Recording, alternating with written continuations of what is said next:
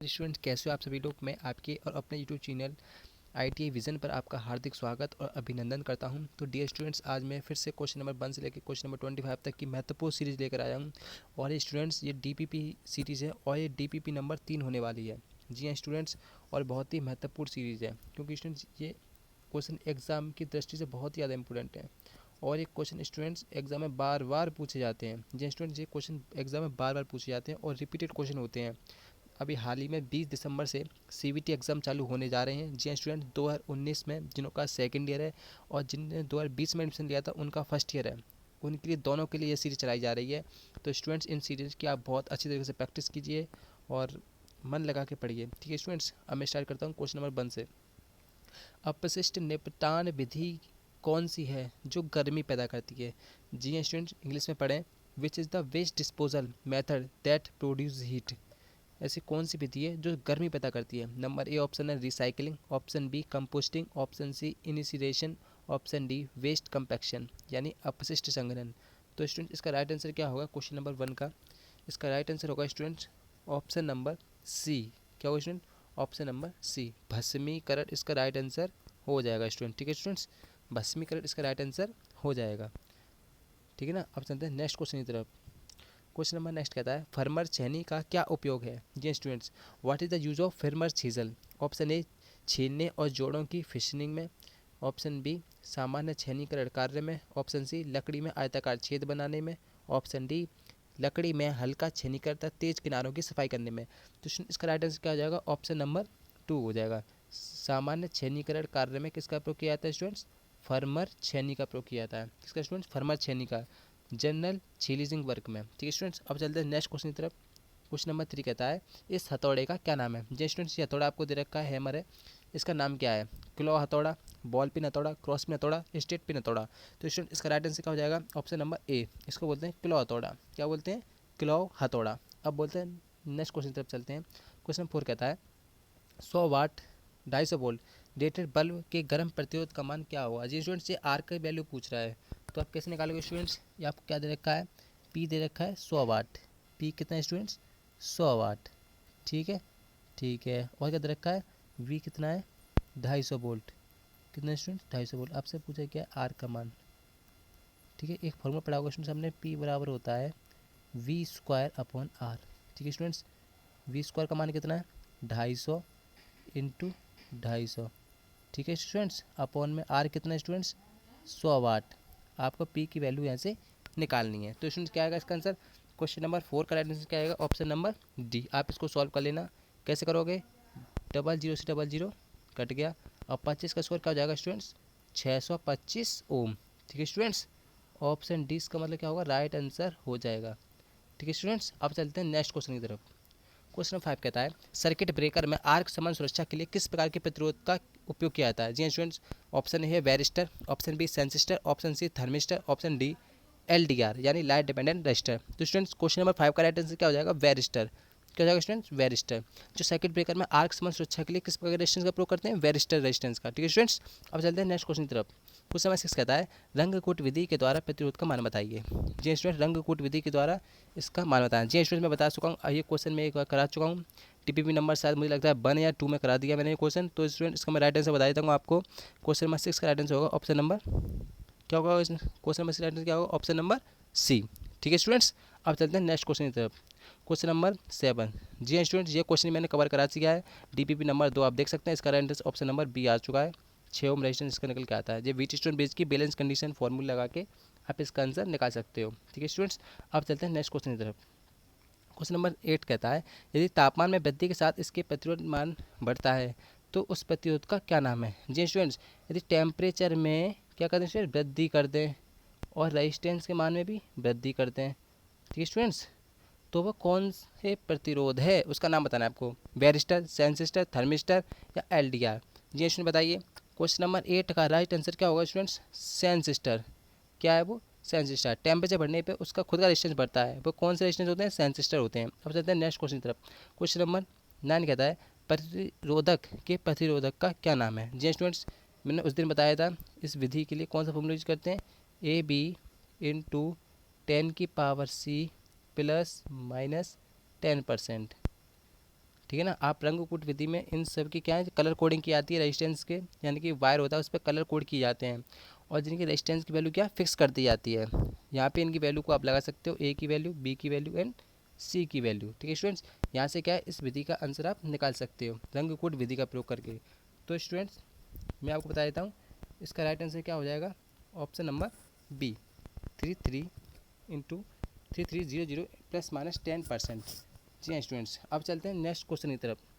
Question number 10 कहता है AC समानांतर परिपथ में प्रेरकत्व का पारस्परिक क्या है। एसी समानांतर परिपथ में एसी का पारस्परिक प्रेरकत्व क्या है जी स्टूडेंट्स। ऑप्शन ए है प्रतिघात, option B admittance, option C चालकता, ऑप्शन डी है ससेप्टेंस। Option D susceptance. तो इसका राइट आंसर क्या हो जाएगा students, option number D susceptance. ठीक है स्टूडेंट्स, अब चलते हैं नेक्स्ट क्वेश्चन की तरफ। क्वेश्चन नंबर 11 कहता है बैटरी में आवेशन के समय हाइड्रोमीटर का क्या उद्देश्य है। जी स्टूडेंट्स, हाइड्रोमीटर का क्या उद्देश्य है। ऑप्शन ए एएच क्षमता यानी कि एम्पियर क्षमता निर्धारित करने हेतु, ऑप्शन बी बैटरी वोल्टेज स्तर निकालने हेतु, ऑप्शन सी बैटरी का निराविष्ट स्तर निकालने हेतु, ऑप्शन डी विद्युत अपघट्य का विशिष्ट गुरुत्व निर्धारित करने में। तो स्टूडेंट इसका राइट आंसर क्या हो जाएगा, विद्युत अपघट्य का विशिष्ट गुरुत्व निर्धारित करने में। ठीक स्टूडेंट्स, अब चलते हैं नेक्स्ट क्वेश्चन तरफ। क्वेश्चन नंबर 12 कहता है शुष्क सेल में धनात्मक इलेक्ट्रोड के रूप में किसका प्रयोग होता है। जी स्टूडेंट, जो ड्राई सेल होते हैं उसमें जो पॉजिटिव इलेक्ट्रोड होता है उसका क्या प्रयोग है, मतलब किसका बना होता है, जिंक का, कार्बन का, कॉपर का या लिथियम का। जी हाँ स्टूडेंट बताइए, क्वेश्चन नंबर 12 का राइट आंसर क्या हो जाएगा, किसका बना होता है, कार्बन का। किसका स्टूडेंट्स, कार्बन का। ध्यान रखना है क्वेश्चन बहुत इंपॉर्टेंट है आपके लिए। क्वेश्चन नंबर 13 को चलते हैं। क्वेश्चन नंबर 13 कहता है वोल्टेक सेल में स्थानीय क्रिया दोष को कैसे रोका जाता है। जी स्टूडेंट्स, जो प्रिवेंटिव वोल्टेज सेल होते हैं इसमें एक्शन डिफीट को कैसे रोका जाता है। ऑप्शन ए सेलों को श्रेणी क्रम में लगाकर, विद ध्रुवक रंजक का उपयोग करके, ऑप्शन सी सेलों को पैरेलल में जोड़ देते हैं, ऑप्शन डी जस्ता प्लेट का अमलगम करके। ठीक है स्टूडेंट्स, तो क्वेश्चन नंबर 13 का राइट आंसर क्या हो जाएगा स्टूडेंट बताइए, ऑप्शन नंबर डी जस्ता प्लेट का अमलगम करके आप स्थानीय क्रिया दोष को रोक सकते हो। ठीक है स्टूडेंट्स, अब चलते हैं नेक्स्ट क्वेश्चन तरफ। क्वेश्चन नंबर 14 कहता है M is equal to Z upon I T सूत्र में जेड अक्षर किसको दिखाता है। जी स्टूडेंट, जेड अक्षर किसको दिखाता है, तो बताइए स्टूडेंट्स जेड से किसको दिखाता है। ऑप्शन ए समय सेकंड में, विद्युत, ऑप्शन बी विद्युत अपघट्य का ईसी, ऑप्शन सी धारा एम्पियर में, ऑप्शन डी एकत्रित द्रव्यमान ग्राम में। ठीक है स्टूडेंट्स, तो इस क्वेश्चन नंबर 14 का राइट आंसर क्या हो जाएगा स्टूडेंट, ऑप्शन नंबर बी विद्युत अपघट्य का ईसी। जी हाँ, जेड यहाँ पे क्या है, रासायनिक तुल्यांक है। क्या स्टूडेंट्स, रासायनिक तुल्यांक बोला जाता है यहाँ पे। ठीक है स्टूडेंट्स, और ये कहाँ से निकल के आता है, ये फॉर्मूला कहाँ से निकल के आता है, फेराडे लॉ में से ये फॉर्मूला निकल के आता है। ठीक है स्टूडेंट्स, अब चलते हैं नेक्स्ट क्वेश्चन की तरफ। क्वेश्चन नंबर 15 कहता है किस प्रकार के रिले को एसी और डीसी दोनों के रूप में ऑपरेट किया जाता है। Option A Faraday relay, option B thermal relay, option C impulse relay, option D dry reed relay. तो स्टूडेंट्स जो इम्पल्स रिले होती हैं वो एसी और डीसी दोनों पे ऑपरेट होती हैं। स्टूडेंट ध्यान रखना इस चीज़ को। अब चलते हैं नेक्स्ट क्वेश्चन की तरफ। क्वेश्चन नंबर 16 कहता है सुरक्षित ठंडा मोड़ने के लिए पीवीसी नली का अधिकतम आकार क्या है। जी स्टूडेंट्स, क्या है आकार, option A 12 mm, option B 19 mm, option C 25 mm, option D 50 mm। ठीक है स्टूडेंट्स, इस 16 क्वेश्चन नंबर का राइट आंसर क्या हो जाएगा, ऑप्शन नंबर सी 25 mm। ठीक है, सुरक्षित ठंडा मोड़ने के लिए पीवीसी नली का मैक्सिमम साइज क्या होता है, 25 mm। ठीक है स्टूडेंट्स, अब चलते हैं नेक्स्ट क्वेश्चन की तरफ। क्वेश्चन नंबर 17 कहता है ईएलसीबी का उद्देश्य क्या है। ऑप्शन ए परिपथ में दोष खोजना, ऑप्शन बी आवेशज धारा को देखना, ऑप्शन सी अतिभार में उपकरण की सुरक्षा करता है, ऑप्शन डी लघुपतन से उपकरण की सुरक्षा करता है। पहले स्टूडेंट्स मैं आपको बता देता हूँ ईएलसीबी की फुल फॉर्म क्या होती है। E for earth, L for leakage और C for circuit, B for breaker, earth leakage circuit breaker. तो बताइए स्टूडेंट्स ईएलसीबी का क्या उद्देश्य होता है। तो इसका उद्देश्य क्या होता है, अवशेष धारा को देखना, ये मॉनिटर द रेजुअल करंट को देखता है। ठीक है स्टूडेंट्स, अब चलते हैं नेक्स्ट क्वेश्चन की तरफ। क्वेश्चन नंबर 18 कहता है डाई स्टॉक सेट का क्या उपयोग है। जी student, what is the use of die stock set. Option A वर्गाकार पाइप में बाह्य थ्रेड काटना, ऑप्शन बी बेलनाकार पाइप पर आंतरिक थ्रेड काटना, ऑप्शन सी बेलनाकार पाइप पर बाह्य थ्रेड काटना, ऑप्शन डी आयताकार पाइप पर आंतरिक थ्रेड काटना। स्टूडेंट्स। ठीक है, क्वेश्चन नंबर 18 का राइट आंसर क्या हो जाएगा, बेलनाकार पाइप पर बाह्य थ्रेड काटना स्टूडेंट्स। ठीक है, ये किसका यूज होता है, डाई स्टॉक सेट का। ठीक है स्टूडेंट्स, अब चलते हैं नेक्स्ट क्वेश्चन तरफ। क्वेश्चन नंबर 19, संट प्रकार ओम मीटर से जुड़े परिवर्ती प्रतिरोध का क्या उद्देश्य है। ऑप्शन ए, बैटरी को निराविशन से बचाता है। ऑप्शन बी, पाठ्यांक में त्रुटि को कम करता है। ऑप्शन सी, धारा को सुरक्षित मान पर समायोजित करता है। ऑप्शन डी, पॉइंटर को शून्य समायोजन में समायोजित करता है। ठीक है स्टूडेंट्स, ये क्वेश्चन नंबर कौन सा स्टूडेंट्स, ये क्वेश्चन नंबर है 19। तो बताइए स्टूडेंट, क्वेश्चन नंबर 19 का राइट आंसर क्या हो जाएगा। तो इसको स्टूडेंट, इसका राइट आंसर हो जाएगा पॉइंटर को शून्य समायोजन में समायोजित करता है। ठीक है स्टूडेंट्स, ओम मीटर में जो परिवर्ती प्रतिरोध होता है उसका क्या उद्देश्य होता है, पॉइंटर को शून्य समायोजन में समायोजित करता है, मतलब adjust pointer to zero adjustment को सेट करता है। ठीक है स्टूडेंट्स, अब देखते हैं नेक्स्ट क्वेश्चन पर। क्वेश्चन नंबर 20 कहता है, इस आवृत्ति मीटर का नाम क्या है। ठीक है students, option A, western type. Option B, अनुनाद meter type. Option C, electrodynamic type. Option D, mechanical resonance type. तो स्टूडेंट्स, क्वेश्चन नंबर 20 का राइट आंसर क्या हो जाएगा, option number D, mechanical resonance type है। ठीक है ना, इस फ्रिक्वेंसी मीटर का नाम क्या है, मैकेनिकल रेजोनेंस टाइप का, option number B, D sorry. अब चलते हैं नेक्स्ट क्वेश्चन तरफ। क्वेश्चन नंबर 21 कहता है, द्रव घर्षण भिगोना का उपयोग करने वाले एक उपकरण किस स्थिति में सटीक रूप से पड़ता है। ऑप्शन ए, कोई भी स्थिति में नहीं। ऑप्शन बी, ऊर्ध्वाधर स्थिति में। ऑप्शन सी, झुकी हुई स्थिति में। ऑप्शन डी, क्षैतिज स्थिति में। तो बताइए स्टूडेंट, क्वेश्चन नंबर 21 का राइट आंसर क्या हो जाएगा। राइट आंसर हो जाएगा ऑप्शन नंबर बी, ऊर्ध्वाधर स्थिति में सटीक रूप से पड़ता है। ठीक है स्टूडेंट, अब चलते हैं नेक्स्ट क्वेश्चन तरफ। क्वेश्चन नंबर 22 कहता है, विद्युत इस्त्री के भाग का नाम क्या है। जी स्टूडेंट्स, ये पूछा है, ये इलेक्ट्रिकल जो अप्लायंसेज में इस्त्री प्रयोग करते हैं, प्रेस बोलते हैं इसको अंग्रेजी में, इस भाग का नाम क्या है। Option A, sole plate. Option B, दबाव प्लेट। ऑप्शन सी, अभ्रक कुचालक। Option D, asbestos sheet. तो स्टूडेंट, इसका राइट आंसर हो जाएगा ऑप्शन नंबर ए, इसको बोलते हैं हम क्या, सोल प्लेट। क्वेश्चन नंबर 22 का राइट आंसर हो जाएगा ऑप्शन नंबर ए।